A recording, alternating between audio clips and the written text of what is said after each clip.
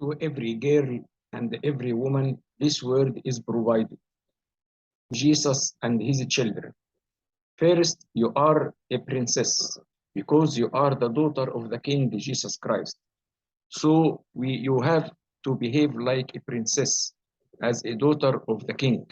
Never underestimate your value. Why every girl is a princess? Through Jesus Christ, we are children of God. Therefore, we are heirs, meant to inherit God's kingdom. And what do you call the daughter of a king? Why every girl is a princess? But when the fullness of time had come, God sent his son, born of a woman, born under the law, to redeem those who were under the law, so that we might receive adoption as children. And because you are children, God has sent the Spirit of His Son into our hearts, crying, Abba, Father. So you are no longer a slave, but a child. And if a child, then also a heir through God. Number two, you are an ambassador to the King Jesus Christ. So you represent Jesus. People see Jesus through your behavior and conduct. People see Jesus through your behavior and conduct. Apostle Paul words in Corinthians 2 said that as Christian believers, we are to be Christian Christ ambassadors. Ambassadors must behave respectfully to the people who are receiving their message. Know they are being watched for what they do. Understand their first alliance is to God and stand firm in their faith. By ambassadors of Christ, Paul meant that Christians should see themselves as representatives of God and were to behave accordingly. Third, you are a servant of the King Jesus Christ. Every day say to Jesus, use me for your service. When there is a person in trouble, accident, depression, or anxiety, and this person calls Jesus to save him, Jesus will send you to this person and put in your tongue the suitable words that relieve the fear or depression of this person or the suitable advice that solves his problem. Proof of this as a servant written in Timothy 2, the Lord's bond servant must not be quarrelsome, but be kind to all, able to teach, patient when wronged. These are the features of the servant of God. In Corinthians 2, but in everything commending ourselves as servants of God, in much endurance, in affliction, in hardship, in distress. I am a princess, the daughter of the King of all kings. I am not to be served, but to serve. Again, but in everything commending ourselves as servants of God, in much endurance, afflictions, hardships, and in distress. I am a princess, the daughter of the King of all kings. I am not to be served, but serve. Number four, Jesus Christ is in your heart. He is inside you. If you just whisper in yourself any prayer and talk with Jesus, he hears you. You don't need to shout and cry to let him hear you. But I tell you a secret, Jesus is moved by tears and crying. In Corinthians 2, do you not realize that Christ Jesus is in you? Unless, of course, you fail the test. In writing, Jesus Christ is in you. Paul was not speaking politically or metaphorically. He meant that Jesus Christ was dwelling within them.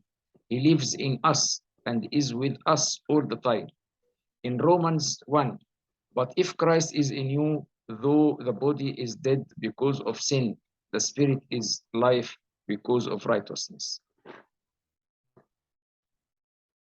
Also, as evidence of this, his son is in me.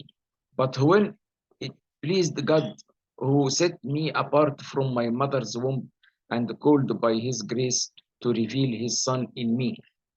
We might think this verse should read, it pleased God to reveal his son to me. But in Greek, the original language of the New Testament, the preposition is unmistakably in. So the verse reads, to reveal his son in me. God plans to reveal his son in us from within rather than to us from without. From within us, God is pleased to reveal more of the wonderful person of Christ. Again, as proof of this, it is Christ who lives in me. I am crucified with Christ, and it is no longer I who live, but it is Christ who lives in me. So every feature, I gave the biblical words that prove it. In Galatians 5, Christ is formed in you. Paul says that he continued to labor on them so that the Christ they received would be fully formed in them. Christ lives in us from time we have been saved, but he wants to be formed in us in a definite way by growing in us.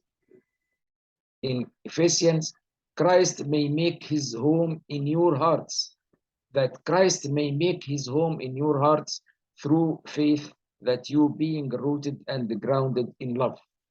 Second, Thessaloniki, glorified in his saints.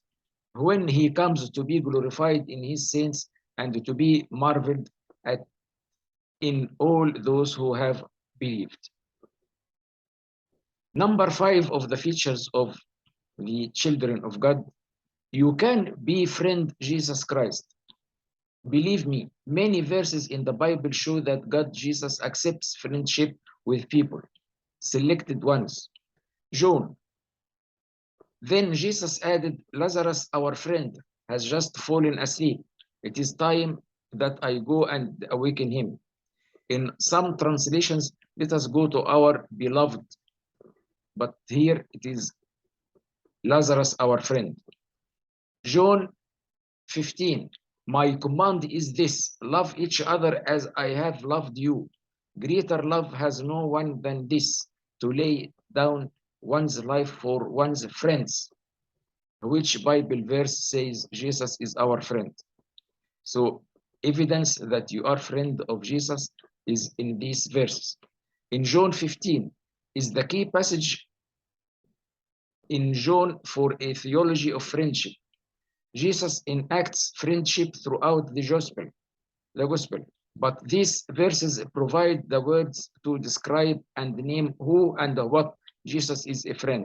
In John, Jesus is both the model and the source of friendship. Genesis 18. The Lord said, shall I keep secret from Abraham, my friend and servant, what I am going to do? So the word friendship of Jesus, God, and his children is present in all these verses. In Chronicle 2, our God, did you not drive out the inhabitants of this land before your people Israel and give it forever to the descendants of Abraham, your friend? So again, the evidence of the friendship of God to people is in this verse. 6, you are a copy of Jesus Christ. Now, the feature number 6 of the children of God, you are a copy of Jesus Christ. You are a very precious person. People see Jesus in your face, in your speech, in your behavior, and in your conduct. Note, the female is equal to the male in intelligence, dignity, and emotions, and is created for the purpose as the man. So never feel you are less privileged. Enjoy being a female. This is a great gift from God.